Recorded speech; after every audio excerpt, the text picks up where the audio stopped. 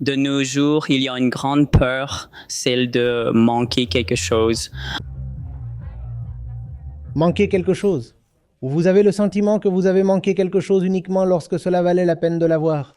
J'ai peur de manquer de lecture de livres. Monsieur, comment surmonter cette peur? Pourquoi quelqu'un devrait-il désirer avoir toute la connaissance du monde et lire tous les livres possibles? Est-ce même raisonnable? La question est, pourquoi avez-vous besoin de savoir cela? Plus important que d'accumuler des connaissances. Est-ce... J'ai aussi cette peur en ce qui concerne le sport. Je fais plusieurs sports. En général, ceux qui réussissent bien dans ne serait-ce qu'un seul sport se retrouvent entièrement immergés dans celui-ci. Mais avoir 30 choses différentes dans votre esprit et nourrir des espoirs à partir de chacune d'elles signifie simplement que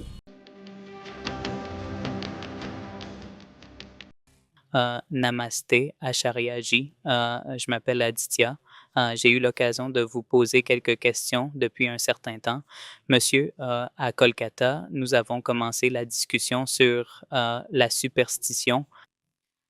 Et il y a eu une longue discussion à ce sujet. Et à la base de la superstition se trouve la peur.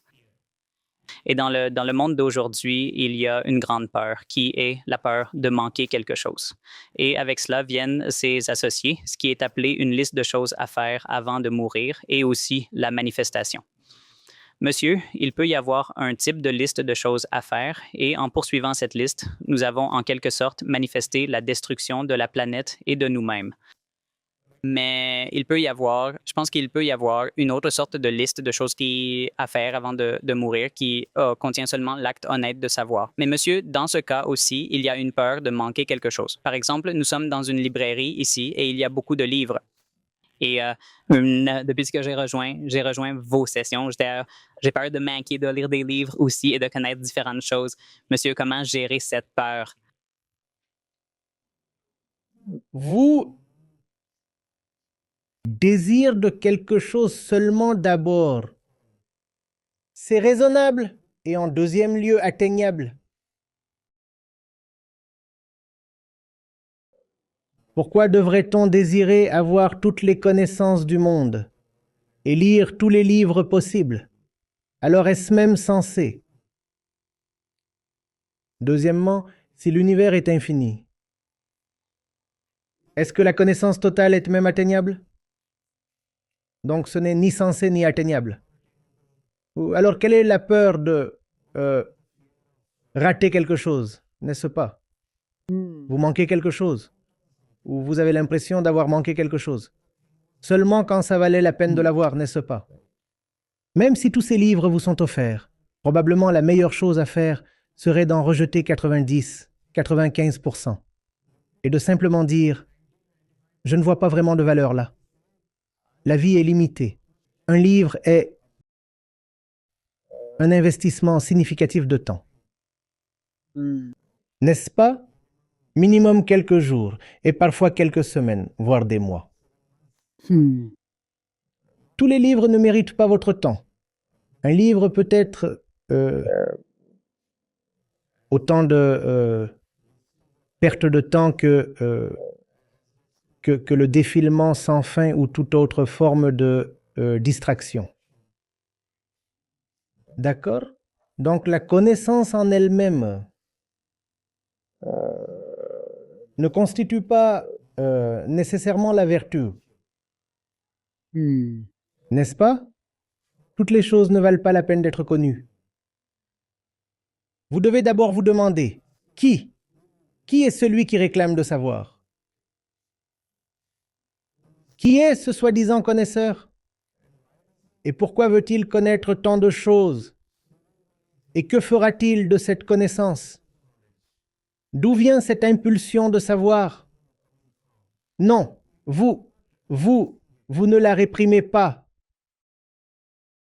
ni ne la condamnez, non. Vous contentez de demander, pourquoi est-ce que je veux savoir? Pourquoi voulez-vous savoir? Beaucoup de le soi-disant savoir. N'est-ce pas analogue à des commérages? Lorsque vous dites que vous sont en train de parler, ça ne marche même pas. Impliquer un échange d'informations, n'est-ce pas? Ça pourrait être les ragots habituels à la maison ou au bureau. Même cela implique une accumulation dans votre base d'informations. Maintenant, vous en savez plus sur le patron et sa secrétaire. Hein? La question est, pourquoi? Avez-vous besoin de savoir ça? Plus important que d'accumuler des connaissances, c'est d'avoir la discrétion de ne pas avoir certains types de connaissances. En fait, de ne pas avoir 99,99% des connaissances qui peuvent être acquises. Vous comprenez? Parce que la vie est limitée. Et vous pouvez vous précipiter follement pour savoir ceci et cela. Et même à la fin de votre vie, vous découvrirez que vous ne pouvez même pas avoir 0,1% de toutes les connaissances possibles. 0,1% est une énorme exagération, hein? Le but de la vie, en termes de connaissances, il ne s'agit pas de l'accumulation de ce qui est écrit dans tous ces livres, mais de la connaissance de soi. Même si vous voulez savoir, vous devez commencer par savoir qui est le connaisseur, n'est-ce pas?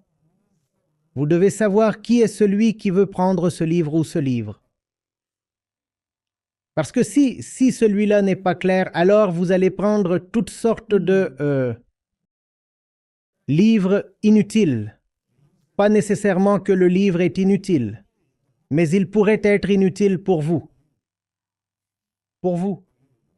Vous n'en avez peut-être pas besoin. Il y a tellement de lecteurs et leur lecture ne leur confère aucune sorte de sagesse. Ce sont des lecteurs prolifiques. Vous les visitez et vous découvrez qu'ils ont lu des centaines de livres, parfois des milliers. Mais cela les a laissés intérieurement secs. Autant qu'une personne générale est peut-être illettrée. Non? Alors, monsieur, ça vaut le coup d'avoir une liste de choses à faire avant de mourir? Genre, comme j'ai cette peur par rapport au sport aussi, je pratique plusieurs sports et je joue de la musique. Donc, comme j'ai cette peur-là aussi, eh bien, il y a une peur constante de la performance aussi. Parce que supposé que je joue 3 sports, je dois bien faire dans chaque sport. Donc, peur de ça aussi. En général, ceux qui excellent dans un sport se retrouvent immergés dans celui-là. Si vous parlez de 3 ou 30 sports plus beaucoup d'autres choses dans votre liste de choses à faire, cela signifie probablement que vous n'avez pas eu le courage de vous immerger dans l'un des objets que vous poursuivez. Si l'un de ces éléments de la liste de choses à faire mérite vraiment, il prendra en fait beaucoup de votre temps et de votre énergie. Comment vous restera-t-il ensuite quelque chose pour les autres éléments de la liste? Je ne peux pas penser à 30 choses à poursuivre. Mais oui, la seule chose que vous choisissez de poursuivre peut vous obliger à vous diversifier dans 30 directions. C'est bien. C'est bien. C'est bien, n'est-ce pas? Mais avoir 30 choses différentes dans votre esprit, et nourrir des espoirs à partir de chacune d'elles. Si j'obtiens celle-ci, je me sentirai probablement comblé. Si j'obtiens celle-ci, celle-ci, celle-ci, cela signifie simplement que je n'en connais aucune.